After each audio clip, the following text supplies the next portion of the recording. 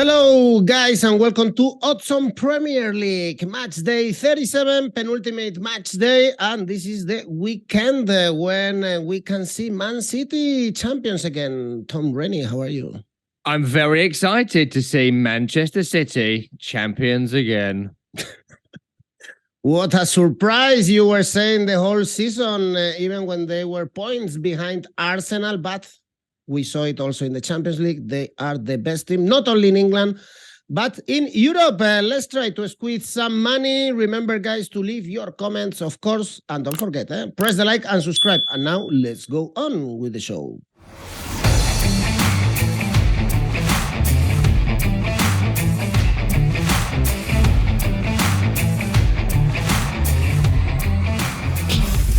Well, penultimate match day, not for every single team, since this is the Premier League and there are some games left. So let's start on Saturday. We have Tottenham Brentford. This is an important game for the fight for Europe.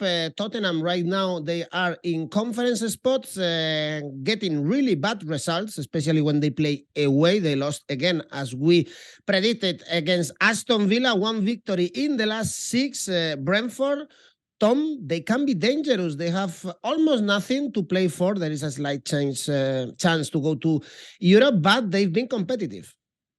They have. I mean, look, the Tottenham Hotspur thing is really interesting, right? Because for whatever reason, and we may never know why, Daniel Levy decided a few weeks ago just to write this season off. Write it off in terms of Champions League qualification, write it off maybe in terms of Conference League qualification, and just to forget this whole thing ever happened. Try and finish maybe 8th, maybe 9th, maybe 10th, qualify for nothing and have a good go in some way at next season. That's the only way I can read this. Otherwise, what he's done in recent weeks to let Ryan Mason and Stellini be manager for a while, it doesn't make sense. Like, it doesn't make sense. And maybe they've got a manager lined up already to come in who's not a Champions League manager. Because if they want a Champions League manager, you qualify for the Champions League. And their recent form, 1 win in 5, tells you they've got no interest and business being in the Champions League next season. So it's a really interesting time for Tottenham. Is it their final game at this stadium with Harry Kane? I don't think it is, because I think Daniel Levy will claw onto him and that contract until the very bitter end. And it is worth noting, despite the overall form being sketchy, Tottenham Hotspur are the 5th best team at home in the Premier League this season. 12 victories in their 18 games, just 5 defeats, and it's 3 wins in their last 5, despite the madness of Mason and Stellini. So there is still something for Tottenham here. Plus, in most games they score. I think in only 1 game in their last 5, they didn't score a goal. They've conceded a lot, but they still score lots of goals, and mainly because Harry Kane remains an outstanding goal scorer with 27 goals scored of Tottenham's 65 this season. Isn't that extraordinary? We could say the same about their opponents in this particular game. Brentford, because of course they've got an outstanding goal scorer in Ivan Toney, 20 goals scored this season, but he can't play now because the ban for his, how do I put this? His gambling offences, right? He did things that you're not allowed to do as a professional footballer. You are banned, understandably, from gambling on certain things when you're playing actively in the game. That makes sense to me. We can certainly have a debate about whether it's hypocritical and all that sort of stuff, and it probably is for an industry that relies on gambling money to ban someone for gambling. I get that. I think that's a really interesting conversation that I'm sure people will be having today. But whatever our feelings on it, anyone's feelings on it, he has been banned for 8 months and will not be playing in this game. I think Brentford, they're really interesting. In recent weeks, since the draw against Aston Villa at home, they didn't play great at Chelsea, but Chelsea were very pliant opponents and they beat them. They didn't play amazing at home against Nottingham Forest, but got the victory there. Liverpool weren't brilliant against them. They lost, and it sort of felt like, oh, season's over. And they beat a West Ham team last weekend, a game where I think if you'd have said to West Ham, would you like to not play this and give them 3 points? West Ham would have gone, yeah, absolutely. Please don't make us play this game. They made 7 or 8 changes, West Ham, to that game, and just kind of threw a team together on the morning of the match, and Brentford strolled past them. So they've won 3 of the last 4, and yet I don't know if they played particularly well in any of those games. Maybe against West Ham, but again, it wasn't really the West Ham team. It was West Ham reserves in a pre-season friendly. So I don't know. Without Toney, I don't see him doing a great deal next season. He's out till January. Without Toney, I don't see him doing a great deal in this game. I imagine that Tottenham will win it. If you look at the recent games for Spurs, as mentioned, goals at both ends. If you look at recent games that Brentford have been involved in, 2 of the last 5 are goals at both ends. I think they will score against Tottenham, whose defence is very poor, but I think Tottenham will win the game. So go Tottenham win, Harry Kane to score, goals at both ends. Okay, Tom, you think this 8 months ban is going to stand, or he can fight against it?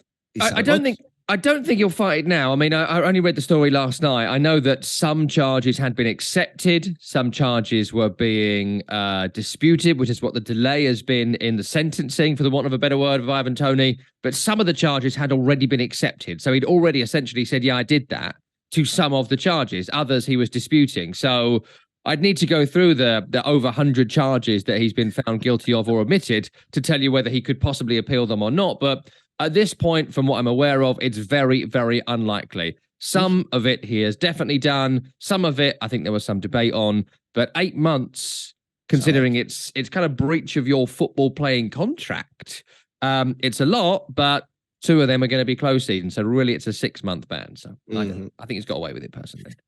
Well, next game, Bournemouth Man United. 3 games left for Man United. They still have to play this one, and against Chelsea and Fulham. They still have to qualify for the Champions League, and they have a problem when they are traveling. Only 1 victory in the last 6 Premier League games, but as we were thinking, Bournemouth, they are on holidays, well-deserved holidays. They got the points to stay in the Premier League, and they forget about playing football again. Yeah. And why not? Like, why not? They've done it. Like, I keep saying this. Gary O'Neill got this really average, and that's a compliment, squad to stay in the Premier League. It's extraordinary what he's done with this squad this year. 11 Premier League wins and 6 draws, 39 points, well clear of relegation with 2 or 3 games to go. Brilliant. Absolutely brilliant. He's got Lloyd Kelly. He's got Lloyd Kelly in his team and Joe Rothwell in his team. Who are these people? You know, and he's got them in the Premier League for another year. Amazing. So full congratulations to Bournemouth, and they deserve their joyous final home game of the season against Manchester United. I think they'll lose the game, but nobody's going to care. They're going to have a right old party at Dean Court, and why not? If you look at what happened with Bournemouth, incredible April, and then got a couple of nice wins at the start of this month, and they've got the job done. The victory over Leeds, in fact, forgive me, it was the end of April, so all coming in April. And then after that, thrashed against Chelsea. If you're losing to Chelsea right now, you really are poor. And beaten by Crystal Palace last week with not much of a whimper. 𝐬𝐽𝐧𝐧𝐸 got a couple of amazing goals, sure, but I expected maybe more from Bournemouth if there was more on the line. So Bournemouth are done. They won't be interested in this game and they won't score a goal. The question is, how do Manchester United win it? That's what I'll be backing this weekend. As ever, the odds aren't great for a Manchester United win, 1.44. So if Marcus Rashford is back, we're expecting him to be back. I'd look at United to win quite big in this game, actually. I'd look at Man United to win both halves. I think they're going to come out strong. I think they're going to finish strong. I think Marcus Rashford to score in this game is a dead cert if he is fit, because I expect them to make over 10, 12 chances. So look at the shots on target market. Rashford 2 shots on target and having 10 shots on target. And I expect a big Man United win. So maybe even Asian handicap it here. -1, -2. I expect at least 3-0 to Manchester United. Okay, Man United to win both halves, for instance, is 3.7. So good price for it. Next game, chill one. Not really interesting, to be honest. Fulham, Crystal Palace, because both teams reached their goals. Anyway, if you want to bet in this game, Tom, perhaps you should look at Fulham, 2.5 for Fulham to win. They beat Southampton and Leicester City in the last 2 games, and Crystal Palace, they are delivering at home but losing away. Yeah, this is a really tough one. If you are going to make some money on this one, I'm not sure the result is going to be what you'd go for here, because up and down results. Fulham have been brilliant away from home, a bit sketchy at home this season. Crystal Palace away from home have turned things around of late, but 4 wins across the campaign is not particularly spectacular by any stretch of the imagination. So what I'd be looking at here is individual players. I'd be looking here at Alexander Mitrovic, who came back and scored last week in victory against Southampton. Fulham win and Mitrovic score, for example, might make your bet a little bit more interesting. Look at the Willian market. If he is fit, He's on a real end-of-season tear at the moment for Fulham, who have been great in the last couple of games. So an assist for Willian and Fulham to win, again, is something I'd be looking at in this particular game. I think goals at both ends, certainly, because I expect a bit of an end-of-season affair to it. And at Crystal Palace, you know, Zaha's injured again and is unlikely to play for Palace again. I think it's handshakes all round. Please go do something else, Wilfred, for the good of us all. But they've got a 𝐿𝐿𝐳𝐬𝐻 who was just extraordinary last week. His second goal was one of the purest strikes of a football you're ever going to see. So look at the assist market for 𝐿𝐳𝐻 and 𝐿𝐿𝐳𝐻 in Crystal Palace to win, if you like that sort of thing. So individual players, Willian, Mitrovic, 𝐿𝐿𝐳𝐻, 𝐿𝐻, goals at both ends. From that point, I can't predict any further. The result could be anything. Well, both teams to score, for instance, is 1.87. Good enough. Really good game, the next one. Liverpool, Aston Villa. Liverpool only 1 point away from the Champions League spots. 7 consecutive victories. Last game is going to be against Southampton. Let's see if they are on time to qualify for the Champions League, because they need Newcastle and or Man United to drop points. And this one is a tricky one, because we know how good Aston Villa are. They bounce back after the defeats against Wolverhampton and Man United away, beating Tottenham. Tom, Aston Villa is still involved in the fight to get into the European spots. They are, but I think that sometimes you get a game where the pattern just tells you something. The last 2 Liverpool wins at home, did they play well? No. Did they win them? Yes. What was the score? 1-0. Aston Villa's last 2 away games, did they play well? Not really. Did they win? No. What was the score? 1-0 and 1-0. So 1-0 Liverpool is what I'd be tipping here. You can certainly expand that to Liverpool win without conceding a goal. And as ever with Liverpool right now, double that up with a Trent Alexander-Arnold to have an assist. And you can make some money here. I think Liverpool are going to win. I actually think Liverpool are going to pip 4th. Which one they pip, we will see in the next couple of weeks. But I think they're going to win their remaining games. And so, look, 1.4, not really worth your time on Liverpool, 1.5. So double it up with winning without conceding. And Alexander-Arnold is involved in the goal in some way. That's how you make your money. I'd avoid Villa here. Okay, Liverpool to win 1-0, by the way, is 9.7. You think they are going to make it to the Champions League spots? I just feel at the moment that they're going to win the last games they have, the last 2 games they have. And Newcastle, they look a little bit wobbly to me. I did the Leeds game last week. They look wobbly. We'll get to them, but I wouldn't want Liverpool chasing me with 2 games to go. Well, another important game, Wolverhampton-Everton, with Wolves safe, but still winning the home games. 4 consecutive victories at home without conceding a single goal. And Everton 1 point away from relegation after the great victory we saw a couple of weeks ago away against Brighton. Luckily for them, the next game is Bournemouth at home. This is the biggest game that Everton have got, because they'll beat Bournemouth at home on the final day. I just think that Bournemouth, for reasons already mentioned, are the perfect team to face at this particular moment in time. Wolverhampton Wanderers have been so difficult to predict all season, because they're going to be really interesting to watch next year. Has 𝐿𝐿𝐻𝐿𝐻 really improved the way they play as a collective? I don't think so. Are they more offensive than they used to be under Bruno Lage? I don't think so, but they do everything better. They defend better, they work better, they're tighter as a team, they still don't create a great deal of chances, they still don't dominate possession, and they're going to lose Ruben Neves in the summer more than likely, and Moutinho is well past putting out to pasture. So it's a really interesting time for Wolves, but you've got to say 𝐿𝐿𝐻𝐿𝐻, from the team that he came in to bottom of the table at Christmas, having had Steve Davis, who in charge for a few weeks, to get them safe, long since safe. And you mentioned the home wins. You know, beating Aston Villa was no mean feat.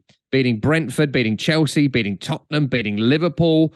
Huge, fantastic home wins under 𝐿𝐿𝐻𝐿𝐻 this season. So I think you take that into account when you look at a game like this. And Everton, I mean, I've said to you loads of times, they're never going to go down. They're just never going to go down. They are the cockroach of the Premier League. There'd be a nuclear blast, and still Everton would be a Premier League club. They have been circling this plug hole, to use another metaphor, clumsily, for years and years and years. This time last year, they were just outside the relegation zone by a couple of points. And this time around, they are there again. If it wasn't for that incredible victory over Brighton, they would be down at this point, I think, in my opinion. 29 points would not be enough going into the final 2 games with that the games above them for the teams they're competing against. But, they have to win this. They just have to win it. I mean, I think that maybe a point in a win against Bournemouth, 37. Yeah, that might be enough. 36 even, that might well be enough. But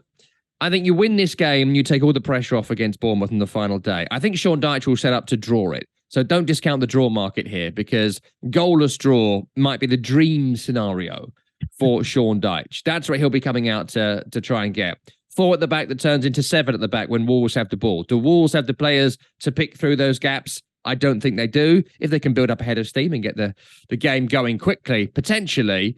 But apart from that, I don't see it. So look, what do you bet on here? Firstly, Everton corners as ever. Over 8 corners for Everton is what I pick here. Over 5 for Wolverhampton Wanderers. I think lots of corners in this game, at least 12 in the matchup. I'd go under 2.5 goals. I don't think this is going to be a thriller. I don't think it's going to be Everton score 5 away from home scenario, because Wolves won't leave that kind of gap in behind that Brighton felt confident to do. Don't discount the draw. Double chance it with an Everton victory if you want to make some money. But I think draw, low scoring, bet on the corners. That's where you make some money. And also in the mix, in the fight of to avoid relegation, we have Nottingham Forest, 34 points, 3 more than Leeds, playing at home against Arsenal. Actually, Man City, they can be champions if Arsenal don't win this game. How do you see this one? This is a tricky one, interesting one. Very, very interesting. Very interesting, because Arsenal right now must be so deflated after last week. I mean, you know, the conversation this week has been quite irritating, really. Did they bottle it, or has it been a great season? Well, the answer is both. They did bottle it, but it has been a great season. Those things are true. The title was in their hands, and they could not get over the line because of that run of draws at back end of April. So, you know, start of May, they did bottle it, if you like, but they also have had an extraordinary season, Arsenal.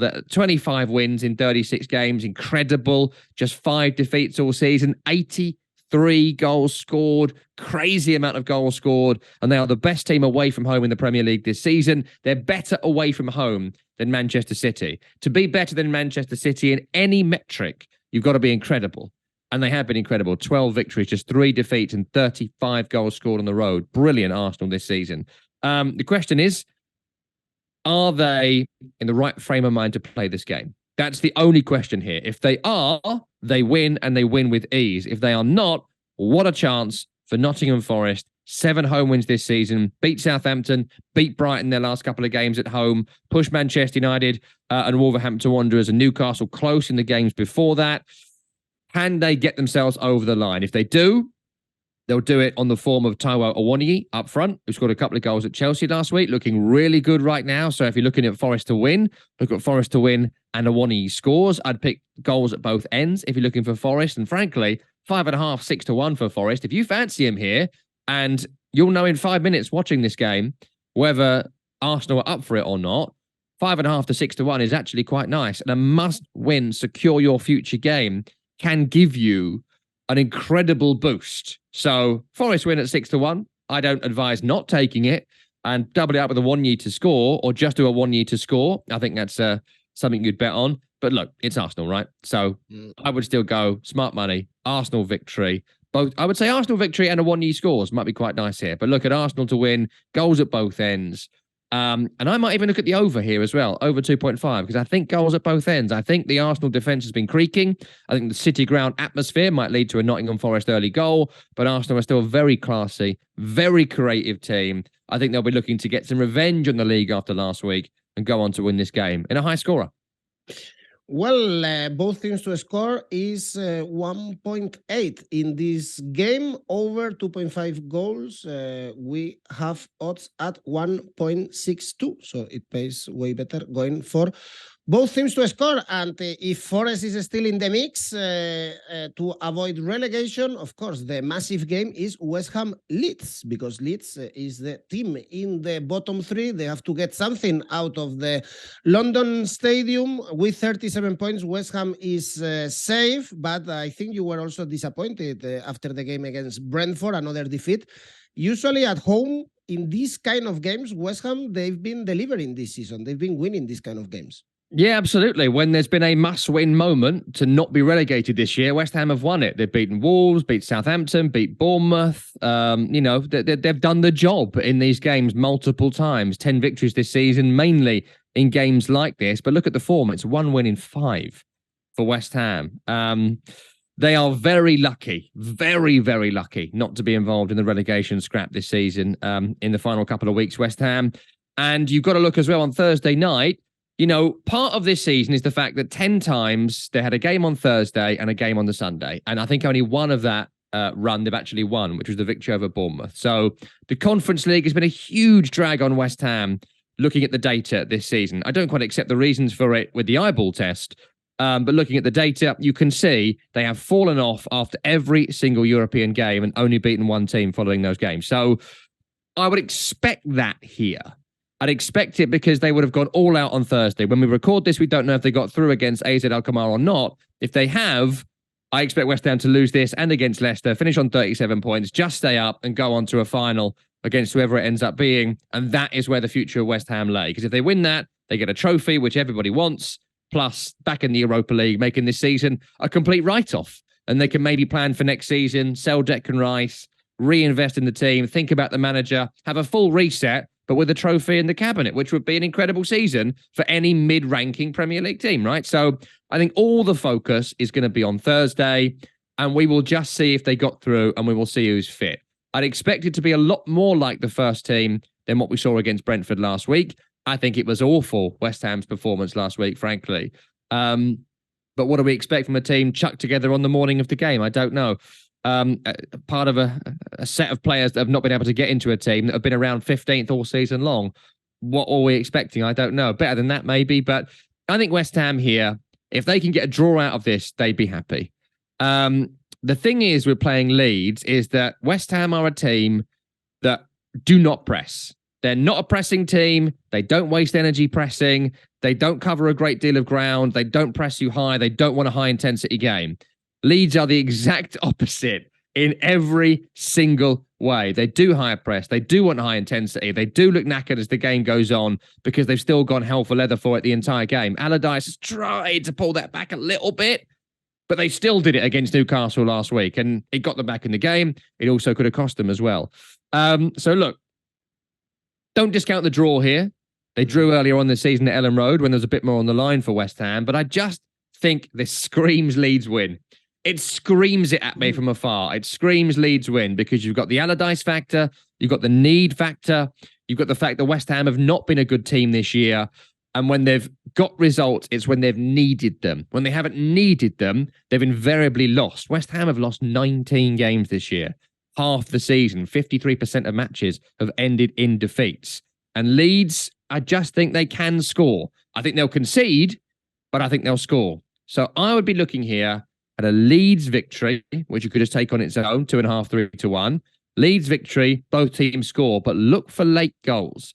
Look for late goals because I think Leeds will be desperate to get something, and West Ham, hopefully for them, will be thinking about a European final in 2 weeks' time. If not, I think the exertions of Thursday might take it out of a very similar lineup between Thursday and Sunday. So for me, Leeds is Leeds. Well, this is a massive, massive game for Leeds to stay in the Premier League. The last game is at home against Tottenham on the 28th of May, but they need at least to get a point, if not the 3 points against West Ham. Very important game, this one. West Ham Leeds, not so important. Brighton, Southampton. Southampton already relegated. They've been dreadful the whole season. And Brighton, they've been brilliant. They can qualify for European football next season to play even the Europa League. Difficult to find good odds in this game, Tom. Yeah, I mean, it's funny. I spoke to Danny Welbeck, the Brighton striker, a couple of days ago, and I was saying to him, look, what would it mean for Brighton to be in European football? And he was like, you know, it's not something we really planned for. It'd be extraordinary for the city, extraordinary for the players. You know, Danny Welbeck's 32 now, and you're kind of on the downslope of your career, but instead he's probably playing some of the best football of his career. The way they played against Arsenal last week was spectacular. Man United recently. They have struggled against the lesser teams in the league for whatever reason. They've lost some games you didn't quite expect. Nottingham Forest recently.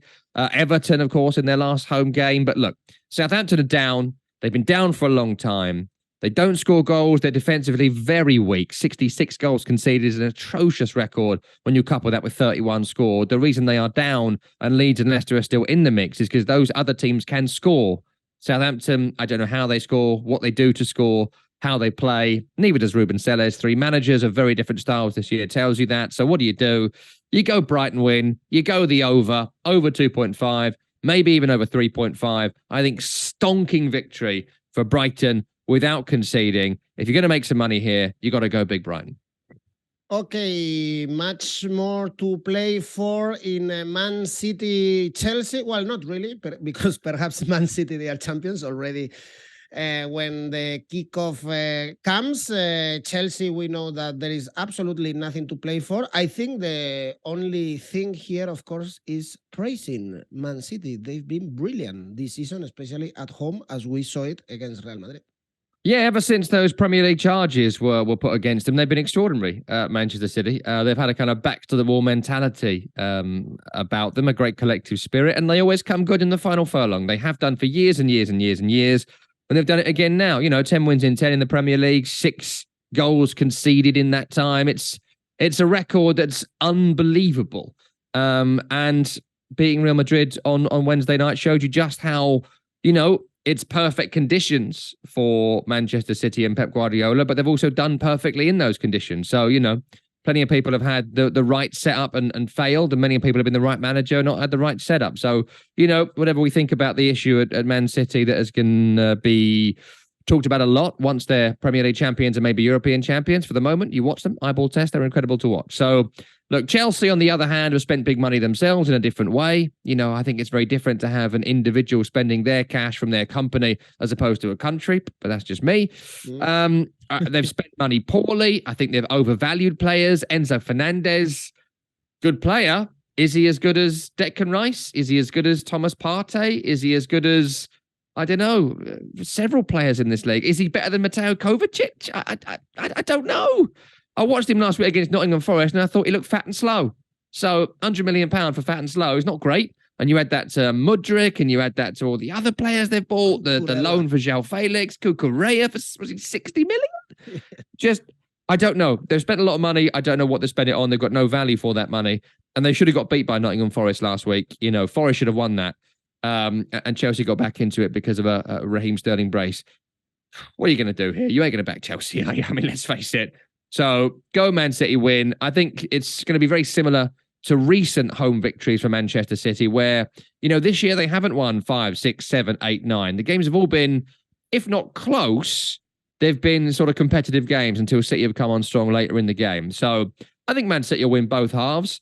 I think Man City will score over 2.5 goals, so bet on that. But it's 3-0, it's 4-0, it's no more than that. And maybe when they get 3-0 up, they take their foot off the gas as well. Plus, as ever, as I've said most weeks, find out what Haaland hat-trick is. I bet you it's around 10-1. So take Haaland for 2 at least. Haaland hat-trick at 10-1. City win, easy peasy. They win both halves. Especially after being unable to score a goal against Real Madrid denied by Thibaut Courtois. I'm sure Haaland will be eager to score at least 1 or 2 against Chelsea. And the last game is on Monday. We have Newcastle, Leicester City. It looks like the Foxes are going down. Last game is against West Ham at home.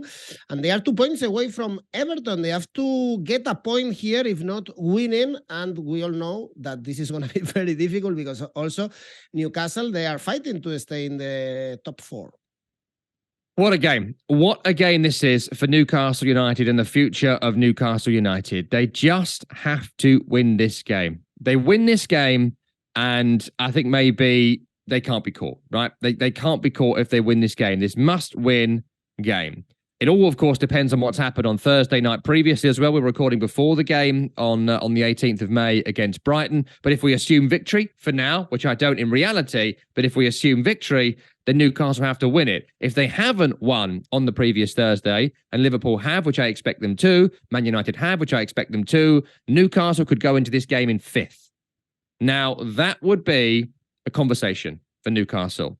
you'd start to ask, is Eddie Howe the right manager? What do we do during the summer? Suddenly the budget drops massively. FFP comes back in, all that sort of stuff. So it's a huge game for Newcastle because I think Liverpool are going to win their final game of the season against Southampton with ease. Man United beat Fulham. So the only way Newcastle are going to be in the Champions League is winning their 3 final games. Brighton, Leicester City, and then Chelsea away. And Leicester have got to get something too. Like, if they don't win this game, look, I think they'll beat West Ham on the final day because, again, we assume West Ham are in the Conference League final, and at the moment I am just for the purpose of this, then I think West Ham will go extraordinarily weak in that game. They'll play 1 or 2 regulars, but they'll do a mix and match if they're definitely safe. I just think Leicester will have enough to score goals against West Ham on the final day who might not have the desire to particularly be in that game. But Leicester City, I will not be touching them to win this game because they concede so many goals and so many awful goals as well. 67 goals conceded, 22 defeats this season, 3 conceded against Liverpool, 5 conceded against Fulham, 2 conceded against Everton. They've gone. I just think they're mentally gone. I think the whole Samare and Didi midfield doesn't work. I think that James Maddison's trying to do too much for them and not being able to deliver. I think that 𝐿𝐿 is one of the worst signings of the season. I think that Johnny Evans clearly wasn't fit enough to play. Soyuncu being out was a massive loss. Daniel Iverson and Danny Ward are bad goalkeepers. Ricardo Pereira doesn't look fit. I mean, I could go on and on and on here about the issues Leicester have got. Plus, Dean Smith come in and said, before I took the job, I was 80-20 about taking it. Now I've watched them play, we're 50-50. That was after 1 game. So in 1 game, he's already saying these players aren't as good as I thought they were before I got in. They look badly coached. They look badly motivated. And I don't think they're going to stay up.